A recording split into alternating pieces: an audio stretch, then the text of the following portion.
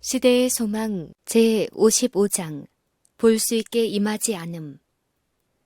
어떤 바리새인들이 예수에게 나와 하나님의 나라가 어느 때에 임하나이까 라고 물었다. 침례 요한이 나팔 소리처럼 온 땅을 울리는 천국이 가까웠느니라 라는 기별을 전한 지도 벌써 3년 이상이 지났다.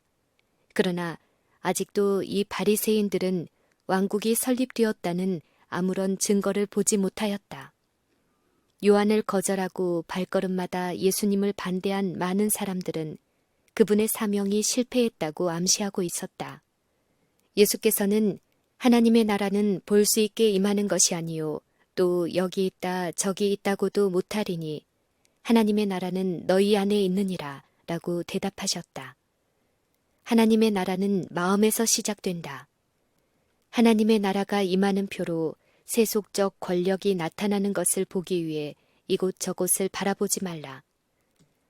제자들을 돌아보면서 때가 이르리니 너희가 인자의 날 하루를 보고자 하되 보지 못하리라고 그분께서는 말씀하셨다. 그것에는 세속적인 화려함이 수반되지 않기 때문에 그대들은 영광스러운 나의 사명을 분별하지 못할 위험이 있다. 그대들은 비록 인성에 가려졌지만 사람의 생명과 빛이 되는 그분이 그대들과 같이 있는 현재의 특권이 얼마나 큰 것인지를 깨닫지 못하고 있다. 그대들이 지금 누리고 있는 기회, 즉 하나님의 아들과 같이 담화하며 길을 걸어가는 그러한 기회를 사모하는 마음으로 돌아보게 될 날이 올 것이다. 예수님의 제자들까지라도 그들이 지닌 이기심과 세속적인 욕망 때문에 그분께서는 그들에게 나타내고자 하신 영적 영광을 이해할 수 없었다. 제자들이 구주의 품성과 사명을 충분히 깨달은 것은 그리스도께서 아버지에게로 승천하시고 신자들에게 성령을 부어주신 후의 일이었다. 성령의 침례를 받은 후에야 그들은 자신들이 영광의 주께서 임재하신 바로 그곳에 있었다는 사실을 깨닫기 시작하였다. 그리스도의 말씀이 그들의 기억에 되살아날 때 그들의 마음은 열려서 예언을 이해하고 그분께서 행하신 이적을 깨달을 수 있었다. 경이로운 그분의 생애가 저희 앞에 지나갔으며 그들은 꿈에서 깬 사람들과 같았다. 그들은 말씀이 육신이 되어 우리 가운데 거하심에 우리가 그의 영광을 보니 아버지의 독생자의 영광이요 은혜와 진리가 충만하더라 라는 말씀을 깨달았다. 그리스도께서는 타락한 아담의 자녀들을 구원하려고 실제로 하나님을 떠나 죄 많은 세상에 오셨다. 제자들은 이 모든 사실을 깨닫기 전보다 이제 자신들이 더욱 하찮게 생각되었다. 그들은 그분의 말씀과 하신 일을 되풀이해 말하는데 결코 실증을 느끼지 않았다. 어렴풋이 이해했던 그분의 교훈들이 이제 새로운 계시처럼 제자들에게 똑똑히 제시되었다. 성경은 제자들에게 새로운 책이 되었다. 제자들이 그리스도를 증거한 예언들을 탐구할 때 그들은 하나님과 교제하게 되었고 당신이 세상에서 시작한 사업을 마치기 위해 승천하신 그분을 잘 알게 되었다. 그들은 거룩한 능력의 도움 없이는 어떤 인간도 깨달을 수 없는 지식이 그분 안에 감추어져 있다는 사실을 깨달았다. 그들은 왕과 선지자와 의인들이 예언한 그분의 도우심이 필요하였다. 그들은 놀라움으로 그분의 품성과 사업에 대한 예언적 기록을 읽고 또 읽었다. 예언적인 성경 말씀을 그들은 얼마나 희미하게 이해했던가. 그들은 그리스도를 증거했던 위대한 진리를 얼마나 느리게 이해했던가. 그분께서 인간으로서 사람들 가운데 걸어 다니신 치욕적인 모습을 바라보면서도 그들은 그분의 성육신의 신비, 곧 인성과 신성을 겸비하신 그분의 본성을 이해하지 못했다. 그들의 눈은 저희 견해에 붙잡혀서 인성 가운데 있는 신성을 충분히 깨달을 수 없었다. 그러나 성령의 깨우치심을 받은 후에 그들은 그분을 다시 보고 그분의 발 앞에 나아가기를 얼마나 사모했던가. 그들은 그분께 나아가 자신들이 깨달을 수 없는 성경 말씀을 설명해 달라고 요청할 수 있었으면 하고 얼마나 바랐던가. 그들은 그의 말씀을 얼마나 주의 깊이 들을 것이었던가. 그리스도께서 내가 아직도 너희에게 이를 것이 많으나 지금은 너희가 감당치 못하리라 라고 하셨을 때 그분은 무엇을 의미하셨던가. 그들은 이 모든 것을 얼마나 열렬히 알기를 원했던가. 제자들은 그들의 믿음이 매우 약했던 것과 그들의 사상이 목표에서 매우 멀리 벗어나서 그 실제를 깨닫지 못한 것을 슬퍼하였다. 하나님께서는 한 사자를 보내셔서 그리스도의 초림을 선언하며 그분의 사명에 대하여 유대 나라와 온 세상의 관심을 불러일으켜 사람들에게 그분을 영접할 준비를 하도록 하셨다. 요한이 선언한 놀라운 인물이 30년 이상 그들 가운데 계셨지만 그들은 참으로 그분을 하나님에게서 보내심을 받은 자로 알지 못했다. 제자들은 널리 퍼진 불신이 그들의 견해에 영향을 끼치고 그들의 이해력을 어둡게 하도록 허용했던 것 때문에 양심의 가책을 느꼈다. 이 어두운 세상에 비치신 그분께서 그 어둠 가운데 비추고 있었지만 그들은 이 빛이 어디서 온 것인지 깨닫지 못하였다. 그들은 자신들이 어찌하여 그리스도께서 책망하실 수밖에 없는 방향으로 나아갔는지에 대해 스스로 자문하였다. 그들은 종종 그분의 말씀을 반복하면서 왜 우리가 세속적 생각과 제사장들과 랍비들의 반대가 우리의 감각을 혼란하게 하도록 방임했으며 이로 말미암아 모세보다 더 크고 솔로몬보다 더 지혜로우신 분이 우리를 가르치고 계신 것을 깨닫지 못하였을까 하고 말하였다. 우리의 귀는 얼마나 둔했던가. 우리의 이해력은 얼마나 약했던가. 도마는 로마 군인들에게 입은 상처에 손가락을 넣어보기 전에는 믿으려고 하지 않았다. 베드로는 그분께서 천대받고 거절당하실 때에 부인하였다. 이와 같은 쓰라린 기억들이 또렷하게 그들의 뇌리에 되살아났다. 그들은 그분과 함께 있으면서도 그분을 알지 못하였고 옳게 평가하지도 못하였다.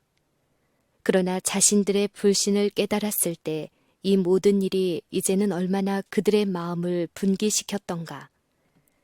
제사장들과 관원들이 연합하여 그들을 대적하고 공회 앞으로 끌려가서 옥에 던져졌을 때라도 그리스도를 따르는 자들은 그 이름을 위하여 능욕을 받는 일에 합당한 자로 여기심을 기뻐하였다. 그들은 사람들과 천사들 앞에서 그들이 그리스도의 영광을 알고 있다는 것을 밝히기를 기뻐하였으며 모든 것을 잃어버릴지라도 그분을 따르기로 선택하였다. 성령의 조명 없이는 인간이 그리스도의 영광을 분별할 수 없다는 것이 사도시대처럼 오늘날에도 사실이다. 진리와 하나님의 사업은 세상을 사랑하고 타협하는 그리스도교로 말미암아 옳은 평가를 받지 못한다. 안일하고 세속적인 영광과 세상과 일치하는 길 가운데서는 주님을 따르는 자들을 찾을 수 없다. 그들은 수고와 비청과 비난의 길에서와 정사와 권세와 이 어두움의 세상 주관자들과 하늘에 있는 악의 영들에게 대하여 싸우는 전쟁 마당에서 멀리 앞선 자들이다.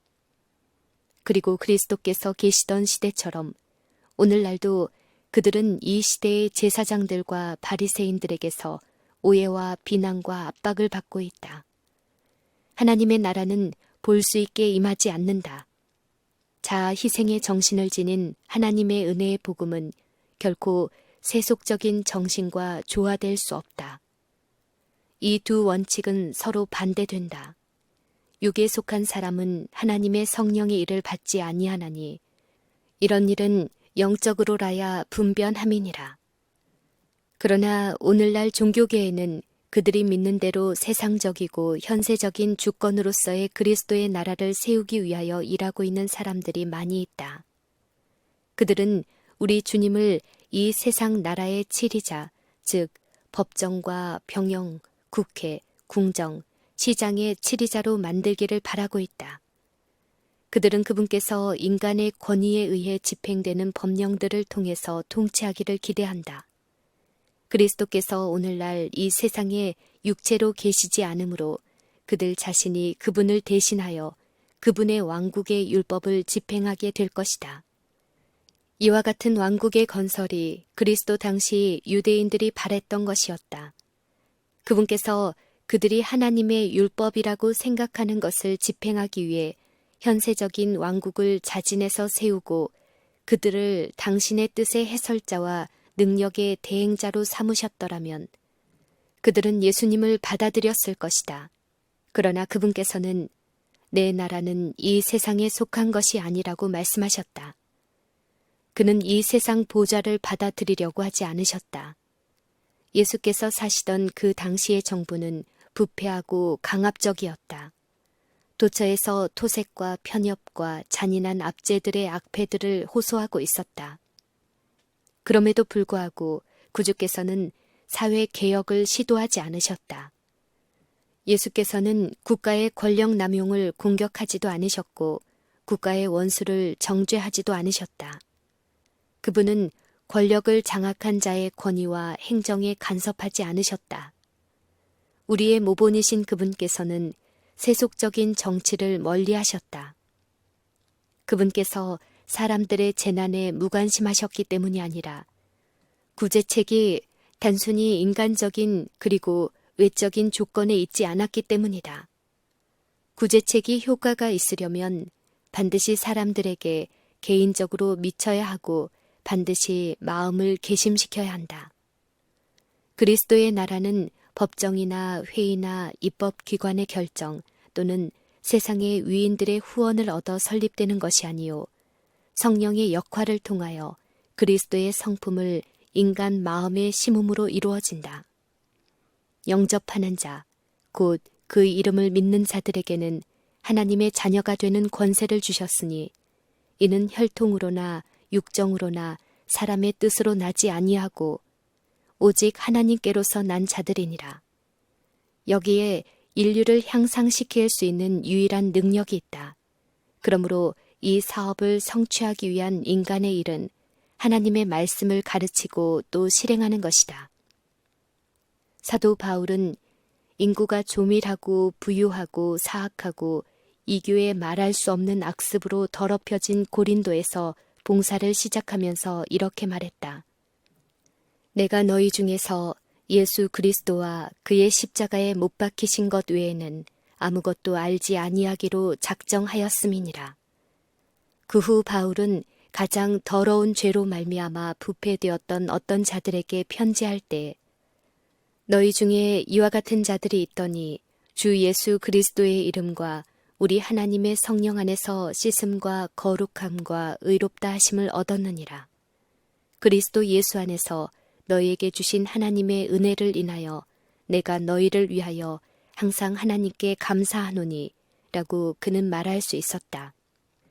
그리스도 당시와 마찬가지로 오늘날도 하나님 나라의 사업은 세상의 통치자들과 인간의 법률의 인정과 지지를 극성스럽게 요구하고 있는 사람들에게가 아니라 백성들에게 그분의 이름으로 영적 진리, 즉 그것을 받아들이는 자들 속에 바울의 경험을 이루어낼 다음과 같은 영적 진리를 선포하고 있는 자들에게 맡겨지게 될 것이다. 내가 그리스도와 함께 십자가에 못 박혔나니 그런즉 이제는 내가 산 것이 아니요 오직 내 안에 그리스도께서 사신 것이라. 그렇게 될 때 그들도 바울처럼 사람들의 유익을 위하여 일하게 될 것이다. 바울은 이러므로 우리가 그리스도를 대신하여 사신이 되어 하나님이 우리로 너희를 권면하시는 것 같이 그리스도를 대신하여 간구하노니 너희는 하나님과 화목하라 라고 말하였다.